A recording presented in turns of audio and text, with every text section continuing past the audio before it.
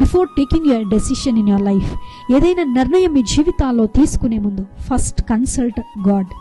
దేవుణ్ణి అడగండి, దేవా నేను ఈ నిర్ణయం తీసుకుంటున్నాను, నా జీవితంలో మంచా చెడా, వివాహ విషయం అవ్వచ్చు, లేకపోతే మీ ఉద్యోగం అవ్వచ్చు, మీ చదువు అవ్వచ్చు, మీ బిజినెస్ అవ్వచ్చు, మీరు ఏదైనా మొదలు పెట్టాలనుకున్నప్పుడు దేవా నా ఆలోచన ఇది, what are your plans and your destinations, లేకపోతే నీ ఆలోచన ఏంటి, నువ్వు ఎలా నన్ను ఆశీర్వదించాలనుకుంటున్నావు, నేను ఈ పరిస్థితిలో నేను ఎలా ముందుకు వెళ్ళాలో నీ ఆత్మ జ్ఞానము నాకు దయచేదేవా అని ఎప్పుడైతే మనం అడుగుతామో అండి, దేవుడు మనల్ని నడిపించడం మొదలు పెడతాడు, మార్గము సరళము చేయడం మొదలు పెడతాడు. అయితే ఆయన మీద ఆనుకోవాలి, ఆయనని కన్సల్ట్ అవ్వాలి, ఆయనకు ప్రయారిటీ ఇవ్వాలి.